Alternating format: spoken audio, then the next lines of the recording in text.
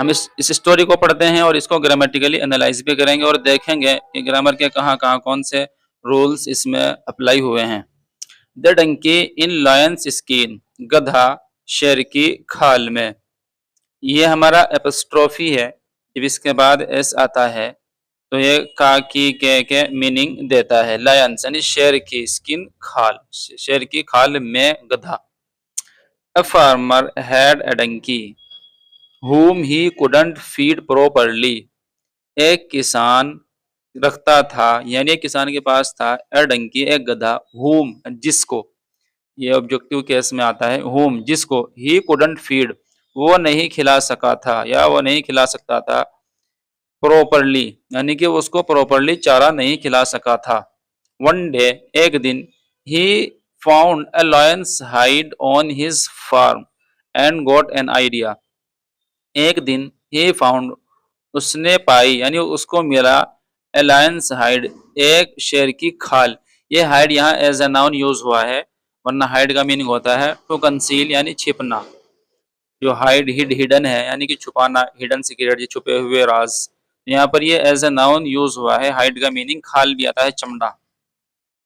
He found यानी किसान को पाया एक शेर की खाल ऑन हिज फार्म उसके खेत में, एंड गॉट एन आइडिया और उसको सूझा एक idea. He made the donkey wear the hide and let him roam around the fields.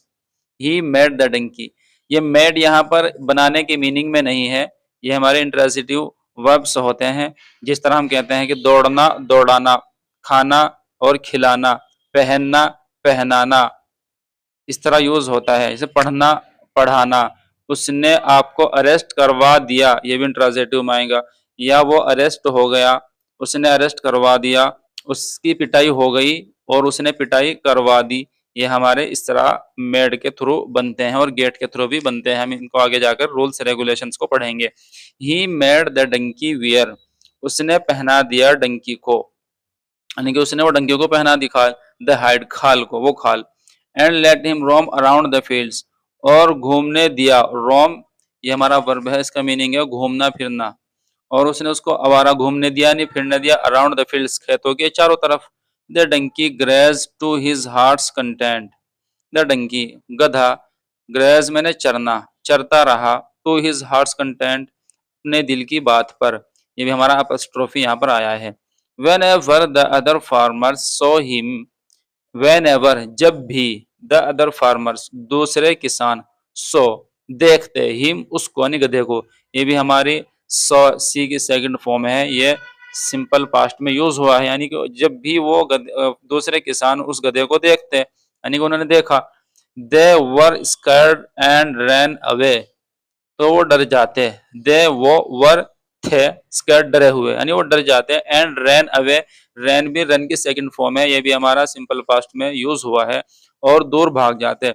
One day एक दिन, as he was grazing in someone's field at night, एक दिन एज जैसे ही was grazing वो चर रहा था, इन समवन्स फील्ड किसी के खेत में, एट नाइट रात में। he heard the braying of a female donkey in the distance, उसने सुनी रेंगने को एक फीमेल डंकी की आवाज को।